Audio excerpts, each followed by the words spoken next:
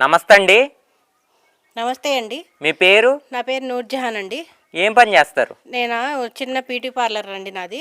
అద్దెకుంటాను. 10 సంవత్సరాల నుంచి చేస్తున్నాను. దాంతోనే జీవనోపాధి సాధిస్తున్నాను నేను. నాకెవరూ లేరు. నేను సింగిల్గానే ఒంటరి మహిళని. నాకు ఇల్లు వచ్చింది గవర్నమెంట్ ద్వారాగా 10 సంవత్సరాల కింద నుంచి. ఇప్పుడు ఏంటంటే నాకు ఇక్కడ పంపులు నీళ్ళు లేవండి, మంచినీళ్ళు లేవు. నేను రావడానికి నేను అద్దెలు కట్టుకోలేకపోతున్నాను. అక్కడ పంపులు నీళ్ళు లేవు, అక్కడ మంచినీళ్ళు లేవు, రోడ్లు లేవు, మొక్కలు వానలు పడిపోయి పాములు పురుగులు వస్తున్నాయి. నేను బాగు చేయించుకొని రావాలంటే నా వల్ల కావట్లేదు. దయచేసి ప్రభుత్వం కొంచెం నాకు సహకరించండి. మంచినీళ్ళు కావాలి దయచేసి ప్లీజ్. మేడం, ఇప్పుడు ఆంధ్ర రాష్ట్రంలో చంద్రబాబు గారి యొక్క పరిపాలన ఎలా ఉంది అసలు? అసలు చంద్రబాబు నాయుడు గారు వచ్చినప్పుడే మాకు ఇప్పుడు బాగుందండి, ఇల్లులు వచ్చినాయండి. అలా కరోనా టైంలో కూడా మేము జగన్ పార్టీకి తిరిగి ఇల్లు ఇవ్వండి, మాకు ఇల్లు ఇవ్వండి, మేము అద్దెలు కట్టుకోలేకపోతున్నామండి అని తిరిగి మేము ఇబ్బంది అయిపోయాం. ఇప్పుడు చంద్రబాబు నాయుడు రాగానే మాకు ఇల్లు హ్యాండ్ ఓవర్ చేశారు. మాకేంటంటే హ్యాండ్ ఓవర్ చేశారు. కొంచెం ప్లాస్టింగ్ పనులు ఉన్నాయి, కొంచెం రోడ్లను మంచినీళ్ళు కావాలి. అవి ఉంటే మేము ఇంట్లోకి వచ్చేస్తాం. మేడం గారు, గత జగన్మోహన్ రెడ్డి గారి పరిపాలన విధానం ఎలా ఉంది అసలు? పరిపాలన విధానం అయితే అసలు ఏం బాగాలేదండి మాకు. మేము ఆఫీసుల చుట్టూ తిరిగి ఎవరు పట్టించుకునేవారు కాదండి. ఒంటరి మహిళ పథకం రాయమంటే మీకు ఏజ్ లేదు అనేవారండి. కనీసం ఏదన్నా చేయమంటే కూడా ఏ సహాయం చేసేవాళ్ళు కాదండి. లాక్డౌన్లో కరోనా టైంలో మేము అలాగే బిక్కుమనుకుంటూ ఉన్నామండి. ఇల్లులు ఇచ్చేయండి, మేము వెళ్ళిపోతాము, మాకు కొంచెం అద్దెలు మిగులుతాయండి అన్నా సరే ఇప్పుడు ఏం అవ్వనేసి ఏమి మాకు రెక్లెస్గా సమాధానం చెప్పేవారండి. అది ఎంత ఏడ్చామంటే ఎంత బాధపడ్డామంటే ఈ ప్రభుత్వంలాగా చంద్రబాబు నాయుడు గారి ప్రభుత్వం ఆఫీసులో వెళ్తే ఇప్పుడు అది ఇంకా రిలీజ్ చేయలేదమ్మా, మనం ఏం చేయలేము అని అనేవారండి. అది మేడం గారు, ఇప్పుడు చూసుకుంటే మహిళలకి ఎలా ఉంది అసలు కూటమి ప్రభుత్వంలో? మహిళలకు మాత్రం సూపర్గా ఉందండి, చూసుకునే పని లేదు అసలు. ఎక్సలెంట్, హ్యాపీగా ఉన్నారు. ఇప్పుడు ఏంటంటే ఆ కిట్కో ఇల్లులు కట్టేసి కొంచెం ఇచ్చేస్తే ఎవరి కాళ్ళే హ్యాపీగా ఫీల్ అవుతారండి. అంటే ఉచిత బస్సు పెట్టారు కదండి, ఎలా ఉంది ఆ పథకం? ఉచిత బస్సు బాగానే ఉందండి. నేనే 2-3 సార్లు వెళ్ళి వచ్చానండి. మా అమ్మాయిని తీసుకొచ్చానండి చాలా దూరం నుంచి. వెళ్తానికి రావడానికి నాకు 1000 రూపాయలు 2000 అయిపోయాయండి. అలాంటిది నాకు ఆ డబ్బులు మిగిలినండి. మా అమ్మాయికి చక్కగా ఫ్రూట్స్ అవి కొనుక్కొని వస్తున్నానండి. చక్కగా ఆరోగ్యంగా అన్నీ పెడుతున్నానండి మా అమ్మాయికి. అది మేడం గారు, ఇప్పుడు చూసుకుంటే మరి త్వరలో మహిళలకు 1500 అన్నారు, ఇంకా విడుదల చేయలేదు. అదొక్కటి కొంచెం రిలీజ్ చేస్తే మాలాంటి వాళ్ళకి కొంచెం బాగుంటుందండి. మరి మాకు జీవనోపాధి కొంచెం అది ఏదైతే ఆసరా ఉంటుందండి మాకు. దాని గురించే చూస్తున్నామండి. అది కూడా కొంచెం చేసి పెడితే కదా దయచేసి ప్రభుత్వం. అంటే తల్లికి వందనం ఇంట్లో ఎంతమందికి ఉంటే అంతమంది అన్నారు. తెల్లి వందనం మా అమ్మాయికి పెళ్ళి అయిపోయిందండి. నేను ఇంకెవరు లేరు నాకు. అది ఓకేనండి, థ్యాంక్ యూ. అన్నా నమస్తే. నమస్తే అమ్మా. మీ పేరు? బొమ్మిడి వెంకట సత్యనారాయణ, ఏలూరు. ఏం పని చేస్తారు? నేను సిమెంట్ పనికి మెటీరియల్ అతికిస్తూ ఉంటాను అన్న. ఇప్పుడు ప్రస్తుతం ఆంధ్ర రాష్ట్రంలో చంద్రబాబు గారి పరిపాలన ఎలా ఉంది అసలు? సూపర్గా ఉందండి, నెంబర్ 1. ఇప్పుడు గతంలో మీలాంటి వాళ్ళకి ఇసుక లేకపోవడం వల్ల చాలా పనులు ఆగిపోయినాయి కదా, ఇప్పుడు ఎలా ఉందన్న అసలు ప్రభుత్వం వచ్చిన తర్వాత? ఇసుక రేట్లు తగ్గించారు, ఫ్రీ ఇసుక అంటున్నారండి. ఫ్రీ ఇసుక వస్తుంది. తాపీ పని వాళ్ళకి అందరికీ పనులు దొరుకుతున్నాయి. మిగతా తాపీ పని మీద ఆధారపడిన ఇంకా 60-70 వృత్తుల వారు ఉన్నారు, వాళ్ళకు కూడా జీవనోపాధి కలుగుతుంది. బాగుందమ్మా. ఆంధ్ర రాష్ట్రానికి అభివృద్ధి పేరుతో తెచ్చిన నిధులు కూటమి నాయకుల జేబుల్లోకి వెళ్తున్నాయని జగన్మోహన్ రెడ్డి ఆరోపిస్తున్నాడు. దీనికి మీరేమంటారు అసలు? ఏమండి, ఇప్పుడు అన్ని సూపర్ 6 అని అన్ని పథకాలు అమలు చేస్తున్నారు. బ్రాండ్లు మార్చి మందులు మార్చి జోబులు వేసుకొని ఖజానా ఖాళీ చేసింది ఆయన గత 5 సంవత్సరాల్లో.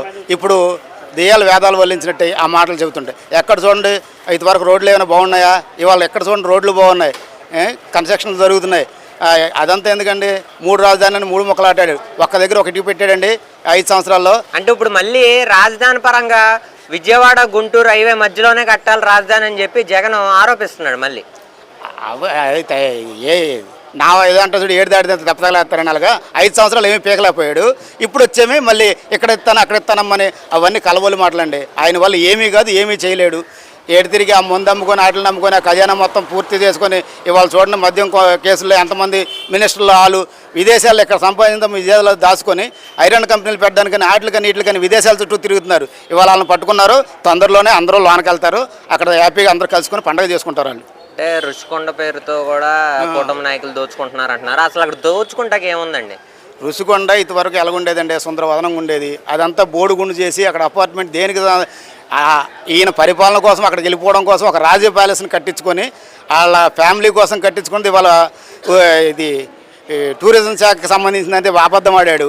ఆయన టైంలోనే బిల్డింగ్లు కట్టి నాశనం చేశాడు. ఈయన టైంలో సుందరవదనంగా చేశారు. చాలా సూపర్గా ఉందండి. ఇప్పుడు దాన్ని కూడా ఉపయోగించడానికి చూస్తున్నారు. దేనికి ఉపయోగించాలో కావాలా మన ఉప ముఖ్యమంత్రి గారికి మన ముఖ్యమంత్రి గారికి అర్థం కావట్లేదని చెబుతున్నారు ప్రజలకి. అంత బిల్డింగ్ కట్టాడు, అంత వేస్ట్ ప్రజాధనం దుర్వినియోగం చేశాడు. దేనికి పనికి వచ్చిందండి? ఎవరి టైంలో అక్కడ బిల్డింగ్లు కట్టబడ్డాయండి? వాళ్ళు దుర్వినియోగం చేసి ఇవాళ ఏళ్ళంటే ఎలాగండి? అంటే ప్రతిసారి అధికారం లాగపోయిన ఇప్పుడు ప్రస్తుతం త్వరలో అసెంబ్లీ జరగబోతుంది కండి. మరి జగన్మోహన్ రెడ్డి అసెంబ్లీకి వచ్చే అవకాశం ఉందంటారా? ఆయన రాడండి. ఆయన ఏదో ఒక షాక్ చెప్తాడు. అసలు ఇవాళ ఉందండి, ఒక గవర్నమెంట్ ఉద్యోగస్తున్నాడు, నెల రోజులు పనిచేస్తే కదండి ఆయన శాలరీ ఇస్తారు.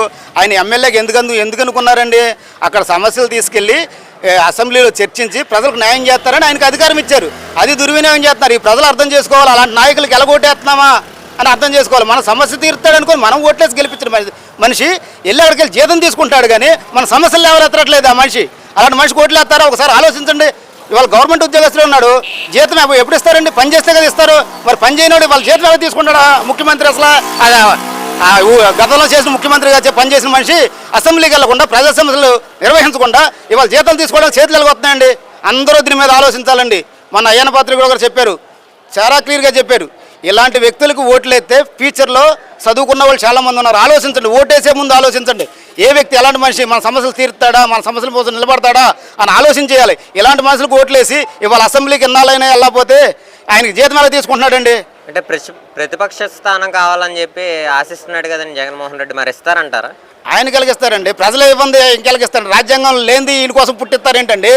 రాజ్యాంగంలో లేదు ఆ సిస్టమ్ జగన్ కోసం ప్రత్యేకించి పుట్టిస్తారండి. అది జరిగే పని కాదు. జనాలు ఇవ్వలేదు ప్రతిపక్షం అక్కడ. సరే, ఇప్పుడు చూసుకుంటే మళ్ళీ నెక్స్ట్ నేనే మళ్ళీ 175 2.0 పాదయాత్ర అని చెప్పి వ్యాఖ్యలు చేస్తున్నాడు. అవన్నీ ఏమీ జరగవండి. 2.0 చక్కగా ఒక 6 నెలలు అయితే జైల్లో 2.0 చేసుకుంటాడు. కంగారు పడవసరం. ఒక 6 నెలలు అయితే జైలుకి వెళ్ళిపోయిన తర్వాత 2.0 అక్కడ చేసుకుంటాడు. అంటే 11 సంవత్సరాల నుంచి బెయిల్ మీద తిరుగుతున్నప్పటికీ ఇంకా కూటమి ప్రభుత్వమే కానీ సెంట్రల్ గవర్నమెంటే కానీ అరెస్ట్ చేయకపోవడానికి గల కారణాలు ఏంటంటారు? ఏమండి, ఆయన చిన్నప్పటి నుండి షాడో మైండ్.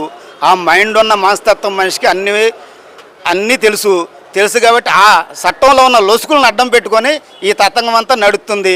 ఆయన చిన్నప్పటి నుండి ఆయన మైండ్ సెట్టే క్రిమినల్ మైండ్ సెట్. ఆ మైండ్ సెట్ ఉన్న వాళ్ళకి ఆటోమేటిక్గా తెలుస్తుంది అవి ఎలా చేయాలి ఏంటని. ఆ క్రిమినల్ బ్రెయిన్తోనే నడుస్తున్నాడు తప్ప వేరే విధంగా లేదు. టైం వస్తుంది, లోనికి వెళ్తాడు, కంగారు పడు. దేనికైనా టైం రావాలి. వాళ్ళలాగా అర్జెంటుగా గోడలు దూకి 100 మంది 200 మంది పంపించి అరెస్ట్ చేసే విధానం అది కాదు.